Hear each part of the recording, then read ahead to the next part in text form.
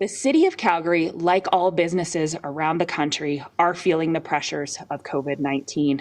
The sharp rise in cases that we're seeing means more sickness and more absences among our city staff, which in turn increases the challenge of maintaining public services for the community.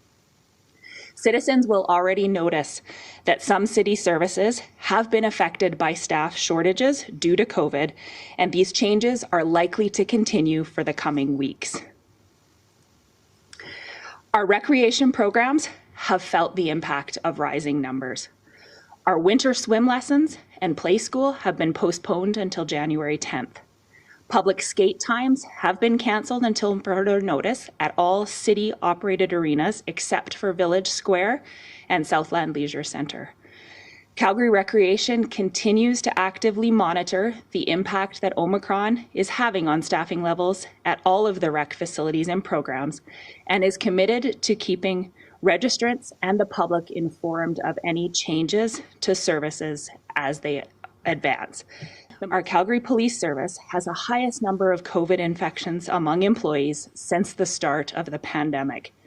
To minimize disruption to emergency services, Calgary Police has started to redeploy officers from other areas of the organization to support the frontline workers who were already stretched thin prior to this wave of COVID-19. As you said, the number of people who are off sick at any one particular time changes day to day, hour to hour. But in the last few days, we have seen anywhere between 25 and 50 individuals who have who've called in sick. We are tracking those individuals. We're tracking the locations that they are working, and then going into the areas that they were working, ensuring that they are clean so that we reduce the chance of transmission between one individual and the next. We have another number of people who are working from home, and those individuals, obviously, if they are well enough, they are continuing to work at home in isolation. There are other groups, and we have contingencies depending on the type of business and what kind of efforts need to be done, where an individual or a group of individuals can come to work, come to one of our work sites sick, and carry on essential services. Those contingencies are reliant on the type of work and how many individuals we may end up having working. So, as an example, working in roads, we could end up having a person who is mildly ill come into work, working in a vehicle plowing the city roads. Another example, water, which is what you brought up. We could end up having one or two individuals coming into a control center and continuing to work even while mildly sick.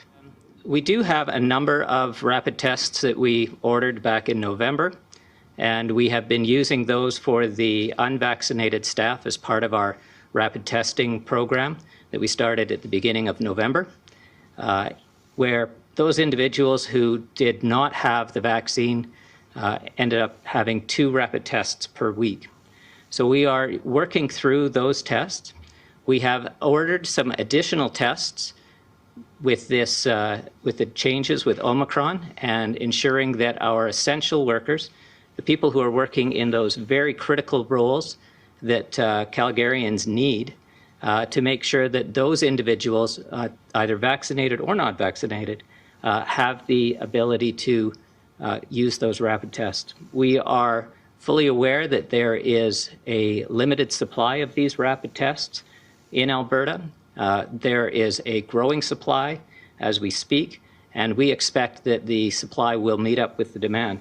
So for the moment, we are using those rapid tests for those individuals who are unvaccinated, and we are using those rapid tests that we have on site for those individuals who are in those essential roles that Calgarians need to make sure are at work.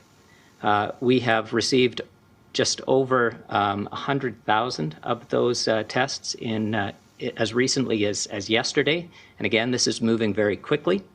And we are distributing those to those essential services.